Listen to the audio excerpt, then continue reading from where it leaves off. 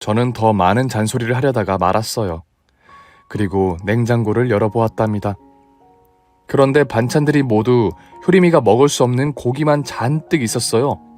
이게 어떻게 된 거냐고 물었더니 사위가 좋아하는 반찬을 가정부가 미리 만들었고 딸아이는 가정부가 그때그때 등푸른 생선이나 채소류를 볶아준다고 하더군요.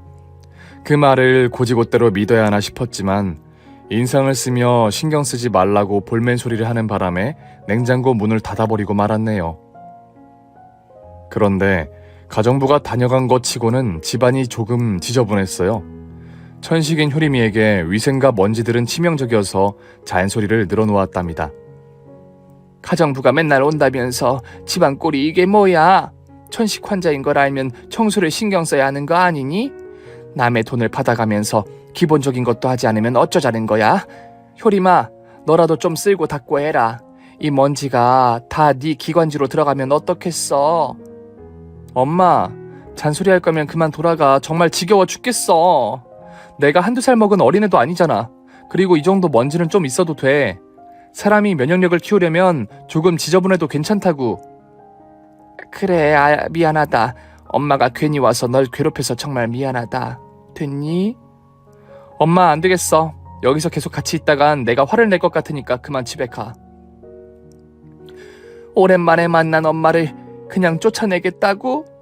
너 정말 너무한다. 엄마 섭섭해. 서운한 기색을 비추고 청소를 시작했는데 딸아이가 핸드폰을 집어 던지더군요. 제발 혼자 쉬게 해달라며 왜 괜히 찾아와서 신경을 건드리고 괴롭히느냐고 말하는 겁니다. 순간 잠시 화가 나긴 했지만 딸이 했던 말이 떠올랐어요. 제가 효림이를 소모품으로 생각하고 있다는 걸 말이죠. 지금도 제가 그렇게 행동하고 있는 건가 싶어 청소를 대충 마무리하고 딸애를 침대에 눕혀주었습니다. 효림아, 미안하다. 엄마 때문에 신경질 났지? 미안해. 다음부터는 연락하고 허락받으면 찾아올게. 진심으로 미안해. 낮은 목소리로 속삭였더니 딸애가 눈물을 흘리더군요. 엄마, 미안해. 내가 싸가지가 너무 없지. 요즘 예민해져서 그런가 봐. 이런 모습 보이고 싶지 않아서 더 그런 것 같아. 엄마는 내 걱정해서 찾아온 건데 다음부터는 이러지 않을게. 오늘까지만 이해해줘. 아니야, 네가 왜 싸가지가 없어. 넌 이 세상 누구보다 착한 천사란 말이야. 가끔 천사도 화도 내고 그러는 거야. 자연스러운 감정이니까 괜히 마음 쓰지 말거라. 엄마는 이만 가볼 테니까 푹 쉬도록 해. 저는 아쉬움을 뒤로하고 딸의 집에서 나왔어요. 그리고 사위에게 연락해 효림이에게 신경 좀 더 써달라고 부탁을 했죠. 어머님, 효림이가 요즘 저기업인데다 음식도 잘 먹지 않아서 그래요. 일시적인 것 같으니까 염려 마세요. 제가 병원에 잘 데리고 다니고 있는데다 약도 잘 지어주고 있습니다. 그래, 정서방 고맙네. 그런데 조금 더 신경을 써줬으면 좋겠어. 효림이가 몸만 컸지 보살핌이 필요한 아이거든. 그건 자네도 알지? 그럼요. 저도 효림이가 말라가는 게 너무 가슴 아프다고요. 앞으로 2배, 3배 더 신경 쓰도록 하겠습니다. 다행히 사위와는 별 문제가 없는 것 같아 안심하고 돌아갔어요. 그렇게 2달 정도 시간이 지나자 다시 딸아이 얼굴을 보고 싶어 연락하고 찾아가야겠다고 생각하고 있었는데 불가피한 상황이 닥쳐서 생이별을 해야만 했습니다. 바로 코로나가 찾아왔기 때문이죠. 효림이는 천식에다 면역력이 굉장히 약했기 때문에 집 밖을 절대 나가지 않았어요. 학교 수업도 인터넷 줌으로 해서 천만다행이었죠. 저와도 자주 통화를 했는데 어쩔 수 없는 상황이니 나중에 시기가 좋아지면 맛있는 거 먹으러 가자는 말을 여러 번 했답니다. 저 역시 한 달이 지나도록 집 밖을 나가지 않고 지냈어요. 뉴스에 코로나 사망자 뉴스가 뜰 때마다 가슴을 졸이며 이런 일이 제 주변에는 일어나질 않길 바랐죠. 그런데 며칠 뒤 충격적인 비보를 듣게 되었습니다. 사위가 전화를 걸어왔는데 아무 말도 하지 않고 오열하는 소리를 내는 거예요. 울음소리를 들으니 어떤 일이 벌어졌는지 의뢰 짐작이 들었답니다. 신락 같은 희망으로 효림이한테 무슨 일이 생긴 게 아니지 하고 물었지만 죄송하다는 말과 함께 딸의 죽음을 알렸어요. 가슴이 찢어질 듯 아파서 주먹으로 얼마나 많이 두들겼는지 피멍이 들었고 너무 많이 울어서 앞이 보이지 않았답니다. 효림이를 목 놓아 부르던 목소리는 장례식장에 도착하자 아예 아무 소리도 내지 못했어요. 결국 소리 없는 오열을 하며 딸과 이별하게 되었어요. 여러분, 그거 아시나요? 세상에 아주 많은 단어가 존재하는데 자식을 잃은 부모를 일컫는 단어는 존재하지 않는다는 걸요. 남편을 잃으면 미망인, 부모를 잃은 아이는 고아, 이렇게 죽음을 끌고 사는 사람들을 칭하는 단어는 여러 개 있지만 자식을 잃는 부모는 아무리 찾아봐도 없더라고요. 자식을 잃은 부모의 마음이 너무 아파서 단어를 만들지 않은 모양입니다. 저는 딸의 영정사진을 보며 넋을 놓고 하염없이 눈물만 흘리고 있었어요. 많은 조문객들이 다녀갔는데 눈물 때문에 앞이 보이질 않아 누가 누군지 구분이 되지 않았답니다. 사위와 사돈 식구들이 어떻게 상을 치르고 있는지 보이지 않았는데 새벽이 깊은 시간에 조문객들이 썰물처럼 빠져나가자 사돈 식구들의 목소리가 들려왔습니다. 효림이 얘는 타이밍이 기가 막히게 죽었구만. 우리가 이미지 메이킹하는데 큰 점수를 받게 생겼어. 암만 우리가 아픈 며느리를 뒀다는 걸 봉사단체에서 알고 우리 식당을 공짜로 홍보해줬잖아. 덕분에 체인점까지 낼 기회를 얻었다고. 밥이 다 되니까 알아서 죽어주니 얼마나 고마워. 우리 준서는 이제 새장가 들면 되겠다. 민지랑은 아직 사귀고 있지? 아버지, 언제적 민지예요. 그리고 새장가는 무조건 이미지 메이킹할 애로 고를 겁니다. 장애가 있거나 아픈 애로다가. 그리고 연애는 새끈한 애들이랑 하고 말이죠. 역시 우리 아들은 효자야. 다음 며느리도 아픈 애로 고른다니 얼마나 현명하고 생각이 깊은지 모른다고. 그런데 다음에는 천식 환자는 빼라. 처먹지도 못하고 맨날 빌비거리는데 보는 내가 화병이 생겼다고. 차라리 안말기 환자 이런 애를 꼬셔서 결혼해봐. 그래야 빨리 알아서 죽고 보험금도 세게 받을 수 있잖아. 알았어. 그래도 코로나가 생겨서 쉽게 보냈잖아. 호흡기가 약해서 그런지 밖에 한번 데리고 나갔다 오니까 알아서 정리가 됐네. 게다가 효림이 제가 남겨준 보험금 꽤 돼. 8억 가까이 나올걸? 8억? 얘 준서야, 엄마한테 4억 나눠주면 안 되겠니? 우리 식당을 확장했으면 하는데 말이야. 왜 안 되겠어? 나 효자라는 거 잊은 거야? 4억이 아니라 5억 줄 테니까 팍팍 써. 사위와 사돈 내외는 충격적인 대화로 절 놀라게 했습니다. 효림이를 진심으로 사랑하고 아껴주는 사람들인 줄 알았더니 모두 거짓말에 사기였어요.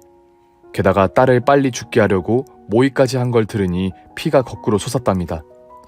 저는 눈에 뵈는 게 없었기 때문에 바로 자리에서 일어나 육개장 국통을 들고 사돈 식구들에게 쏟아버렸습니다. 이 악마 같은 놈들아, 감히 내 딸을 니들 사리사욕을 챙기려고 이용을 해? 내 딸이 빨리 죽길 바랐다고? 이 개같은 것들, 내가 가만두지 않겠어. 니들 모두 감옥에서 평생을 썩게 만들겠어. 아니 어머님 왜 이러세요? 우리가 뭘 어쨌다고 감옥에 보내내 만에 하시는 거냐고요? 막말로 코로나로 죽었지 우리가 죽게 만든 게 아니잖아요. 에이 씨발, 비싼 옷 다 버렸네. 국졸이라더니 하는 짓이 영락없이 무식하구나. 이봐요 사돈, 아니 노친네야. 우리 집안과 잠시 사돈 맺었으면 영광인 줄 알아야지 어디서 지랄이야. 너희들이 하는 말 다 들었어. 이걸로 신고해서 가만두지 않을 거야. 신고해봐. 과연 그깟 말 몇 마디로 우릴 감옥에 보낼 수 있을까? 그리고 노친네 당신 딸은 지가 코로나에 걸려 사망한 년이라고. 우린 아무런 혐의가 없어. 오케이? 제 경고에도 아랑곳하지 않고 막말을 내뱉는 새 짐승에게 빗자루로 매질을 실컷 했습니다. 본능적으로 일어난 일이라 제 감정을 컨트롤하지 못했죠.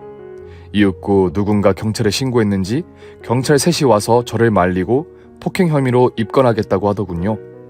그 사이 사돈 식구들은 낄낄거리며 장례식장을 빠져나가 진단서를 끊으러 갔답니다. 사돈은 자비를 베풀겠다며 효림이 상을 다 치르고 처벌을 받게 해주겠다며 비웃었네요. 결국 엉망진창이 된 장례식장에서 끝까지 딸의 명복을 빌고 사과를 끝없이 했습니다. 진작에 구해주지 못해 미안하다는 말을 되풀이하면서 말이죠. 납골당에 딸을 안치하고 경찰서를 출두해 합의금을 주고 나왔어요.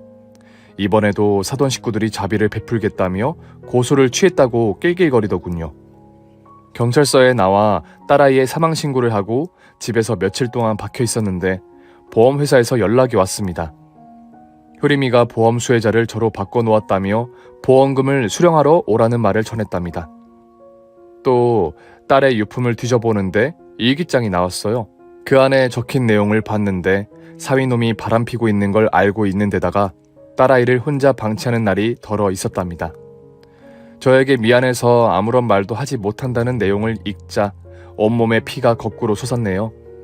효림이는 사위와 사돈 내외가 자신을 이미지 메이킹하며 식당을 번창하게 쓰인다는 걸 다 알고 있었던 겁니다. 효림이가 이용당하고 힘든 순간을 혼자 삭히며 살았다는 것에 가슴이 미어져서 또다시 오열하고 말았네요. 저는 보험금을 수령하며 사돈 식구들이 고소 취하한 걸 후회하도록 만들기로 작정했답니다. 8억이라는 큰 돈으로 어떻게 복수해야 할지 고민을 거듭해봤는데 그 짐승 새끼들을 철저하게 망하게 하는 게 가장 클 것 같았어요. 그래서 사돈 내외가 운영하는 한식당 옆에 똑같은 한식당을 차렸답니다. 인테리어 공사가 끝나고 오픈을 하게 되자 바로 옆집에 한식당을 차린 사람이 누군지 확인하러 안사돈이 찾아왔어요. 어머, 우리 가게 옆집에 자신있게 똑같은 한식집을 차린 게 누군가 했더니 바로 할망구였네. 딸내미가 남겨준 보험금을 탈탈 털어서 복수라도 하려고 온 건가? 이 할망구 꿈도 야무지네. 그래, 이 오살하려나. 내가 니들을 지옥행열차에 태우려고 작정했어. 내가 시궁창 맛이 어떤지 제대로 보여줄게. 기대해봐. 아이고 불쌍해라. 어디서 드라마를 보고 따라하나 본데 우리 가게는 보통 가게가 아니야. 서민, 부자, 정계, 연예계 할 거 없이 손님들이 하도 많아서 365일 자리 없는 곳이라고. 그런데 할망구 당신 따위가 우리 식당을 이겨먹겠다고 가게를 차려? 진짜 소설을 쓰고 자빠졌다. 소설인지 드라마인지 아니면 현실이 될지는 두고 보면 알겠지. 한 맺힌 어미의 피눈물이 얼마나 위험한지 제대로 보여줄게. 그러자 안사돈은 박장대소를 하며 자기 가게로 돌아갔답니다. 저는 예전에 같이 일했던 식당 이모들에게 연락을 돌려 취직을 제안했어요. 다행히 저에 대한 기억이 좋았는지 단번에 하겠다고 찾아왔답니다. 한 이모에게 안사돈 식당에 가서 메뉴판 사진을 찍어달라고 부탁했고 저는 그 메뉴와 동일하게 음식을 팔기로 했답니다. 가격은 더 저렴하고 맛은 2배로 맛있게 만들어서 말이죠. 저와 이모님들은 다들 한 손맛을 하고 있어서 조리 연구 같은 건 따로 하지 않았어요. 싱싱한 재료와 각자의 요리 솜씨를 더해서 기품 있고 황홀한 맛을 내는데 쉽게 성공했답니다. 한두 달은 코로나다 뭐다 해서 손님들이 없어 걱정이 되었지만 요즘 SNS가 유행이어서 맛을 보고 간 손님들이 상견례 자리로 딱이다, 부모님 생신에 모셔가기 좋다라며 리뷰를 써주셔서 조금씩 몰려들기 시작했고 코로나 단계가 완화되면서 식당에 발 디딜 곳이 없게 되었답니다. 약 1년 정도의 시간이 흐르자 제 식당이 사돈네 식당의 매출을 뛰어넘었어요. 잘 되긴 했지만 완전히 무너뜨리는 건 역부족이었죠. 그런데 희망의 아이콘이 저에게 찾아와서 기회를 잡게 되었답니다. 방송국 기자와 PD들이 식사를 하러 왔는데 저희 요리를 맛보시고는 엄지를 축혀 세우시며 말했습니다. 와, 여기 진짜 맛집 많네요. 사장님, 이거 진짜 한우 맞죠? 그야 당연하지요. 요즘 그런 거 거짓말하는 식당이 있을까요? 네, 있어요. 그것도 여러 군데 있더라고요. 바로 옆집 한식당도 제보가 들어왔는걸요. 고기랑 해산물 납품하는 사람이 양심 고백을 했다가 번복하기는 했지만요. 그 말을 듣자 제 복수의 절정이 오리라는 걸 실감했습니다. 저는 기자에게 옆집 취재를 포기하는 거냐고 물었는데 절대 아니라며 열심히 자료를 수집하고 있다고 대답했습니다. 그래서 전 도울 일이 있으면 무엇이든 하겠다며 기자의 명함을 받게 되었고 사돈 가게의 상황을 알려달라고 했어요. 하지만 뚜렷한 증인이 없어서 갈피를 잡고 있지 못하는 데다가 국산과 미, 중국산을 교묘하게 섞어 팔아서 아무도 눈치를 채지 못하는 것 같다고만 하더라고요. 그래서 전 불법적인 행동을 하기로 결심했습니다. 기자님, 그 왜 진술하려다가 번복했다는 납품업자 있잖아요. 연락처 좀 알려주시면 안 될까요? 그 사람은 왜요? 우리가 아무리 설득해도 넘어오지 않아요. 돈으로 발라놨는지 자기가 헛소리를 짓거렸다고 주장한다니까요. 제가 한번 만나보려고요. 저한테 무기가 하나 있는데 써먹어 볼 테니까 일단 전화번호만 알려주세요. 그래서 납품업자의 전화번호를 알게 되었고 바로 거래를 하자며 제 가게로 불러들였습니다. 사돈네 들어가는 고기와 해물, 채소까지 모두 계약하겠다고 했더니 한박 웃음을 지으며 기뻐하더군요. 진짜 옆 가게에 2배로 거래하겠다고요? 저야 황송하고 영광이죠. 제가 더 저렴하게 드릴게요. 아니요, 한 푼도 깎지 마세요. 다 드릴 테니까. 옆 가게와 거래 끊으시고 기자님한테 진술해 주세요. 중국산과 미국산을 섞어서 판다는 걸 말이죠. 무슨 말씀인지 모르겠네요. 옆 가게는 국산만 쓰고 있습니다. 그리고 거래를 끊는 건 어렵겠네요. 공짜로 해달라는 건 아니에요. 당신이 입만 열어주면 대가로 돈이든 뭐든 다 드릴게요. 옆집에서 얼마를 주고 입마금을 한지 모르겠지만 그것에 2배를 드리죠. 또 저랑 2배로 거래를 하니 손해보는 장사는 아니실 겁니다. 네? 그렇게까지 해주신다면야 제가 입을 다물 이유가 없어지겠네요. 대신 돈은 현찰로 준비해주세요. 제가 돈 받은 증거가 있으면 전화 사장님한테 좋을 게 없으니까요. 그거야 기본이지요. 그럼 옆집에 물건 대준 장부를 기자님한테 넘겨주시고 나중에 진술해주세요. 그렇게 옆집 사돈이 돈으로 매수했던 납품업자를 제가 역으로 매수하는데 성공했답니다. 그래서 얼마 뒤 기자와 PD가 합세를 해서 시사 프로그램의 사돈 식당을 심층 있게 방송을 내보냈어요. 결과는 아주 만족하리만큼 철저하게 망하게 되었어요. 뿐만 아니라 식품관리법 위반과 여러 사기 항목에 걸려서 식당 문을 닫게 되었고 국세청에서 조사를 받아 탈세와 횡령이 적나라하게 드러났답니다. 세금 폭탄을 맞아 전 재산에 가까운 돈을 내고 하루아침에 거짓골이 되어버렸죠. 아직 복수는 중간밖에 오지 않아 다음 대상인 사위놈에게 향했어요. 노인들에게 건강식품을 파는 사업을 하고 있던 사위놈은 저가의 상품을 수백만 원대의 가격으로 팔고 있다는 걸 기자가 밝혀냈답니다. 순진한 노인들을 등쳐먹으며 호의호식하며 살고 있던 거죠.